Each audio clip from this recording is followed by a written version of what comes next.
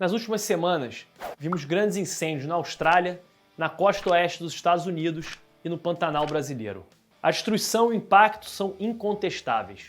Mas afinal, o que está acontecendo? E aqui no Brasil, será que a gente está deliberadamente queimando nossas florestas? Eu sou Pedro Rodrigues e sejam bem-vindos ao Manual do Brasil.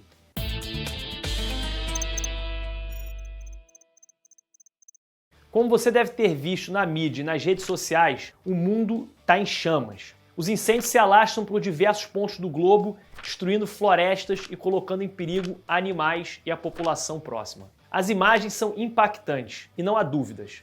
Mas o que está por trás de todos esses incêndios? Será que é culpa de um governo específico?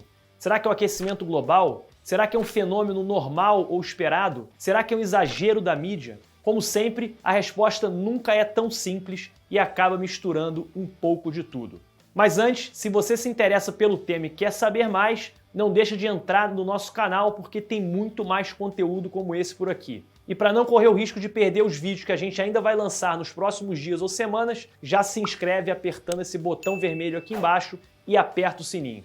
Para entender o que de fato está acontecendo, a gente precisa primeiro respirar e pegar um pouco de contexto histórico. Também não dá para explicar num único vídeo o que está acontecendo em todo o planeta. Então a gente vai focar em entender o que está acontecendo aqui no Brasil. A primeira coisa que a gente precisa ver é que incêndios acontecem de forma natural há centenas de milhões de anos. E, portanto, diversos biomas evoluíram para conviver com episódios recorrentes de queimadas. Muitas plantas e animais necessitam de fogo em sua estratégia reprodutiva. Há sementes, por exemplo, que só germinam logo após a passagem do fogo. O ser humano, por sua vez, também provoca incêndios há dezenas de milhares de anos. Caçadores-coletores usavam fogo para deixar áreas densamente florestadas mais fáceis de se atravessar, para facilitar a localização e também porque dias e semanas depois o brotamento das plantas atrairia presas para o local menos vegetado,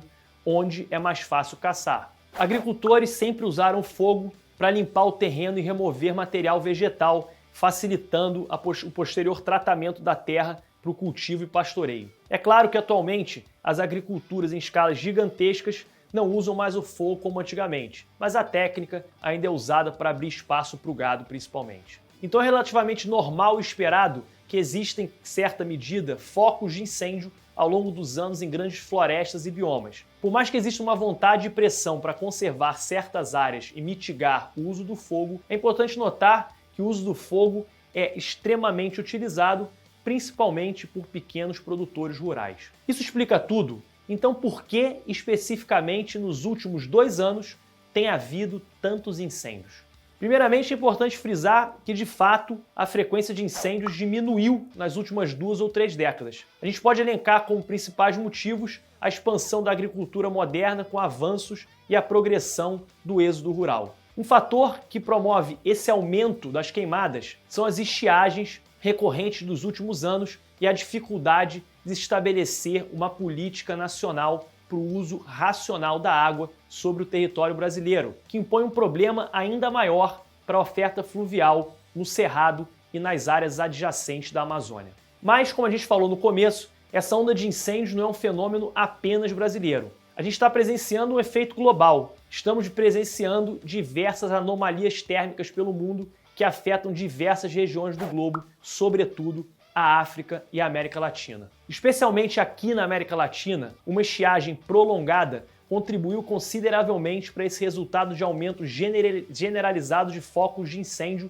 e de áreas de queimada. Contribuíram para esse cenário também o El Niño intenso no segundo semestre de 19 e início de 20, assim como uma anomalia da temperatura da superfície do mar junto à costa ocidental da África, que se intensificou durante o inverno, dentre tantos outros fenômenos. E esse é um fenômeno que a gente pode observar em toda a América do Sul. Desde 2019, os incêndios aumentaram substancialmente na região da Bolívia, que teve recorde de incêndios florestais em 2019. E a Argentina chegou a dobrar a média do número de focos de incêndio nos últimos meses, possivelmente atingindo um recorde histórico até o fim da primeira quinzena de outubro de 2020.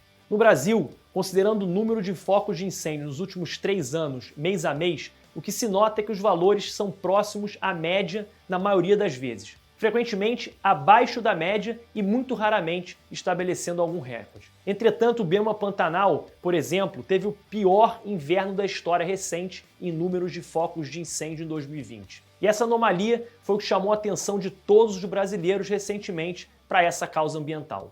Então, dado todos esses fatores, a gente pode constatar que a gente está vivendo, nesse momento, uma tempestade perfeita. Os incêndios possuem tanto causa humana quanto a junção de vários fenômenos ambientais e climáticos. Porém, o que a gente está vendo é o uso político dessa situação por diversos grupos. O próprio governo também não sabe lidar com a situação que está acontecendo, criando ainda mais conflito e discussões que pouco ajudam a explicar o que está acontecendo e como podemos lidar com essa situação. Em parte, a comunicação atabalhoada do nosso ministro do Meio Ambiente, Ricardo Salles, assim como o próprio presidente Bolsonaro, são os principais catalisadores de polêmicas e causam ainda mais prejuízos à nossa imagem e principalmente ao setor econômico, que pode sofrer sanções por uma aparente falta de controle e cuidado com o nosso meio ambiente. Além dessa briga de narrativas, o Ministério toma decisões muito questionáveis do ponto de vista técnico, como diminuir a fiscalização numa época em que sabidamente haveriam mais incêndios. Esse tipo de atitude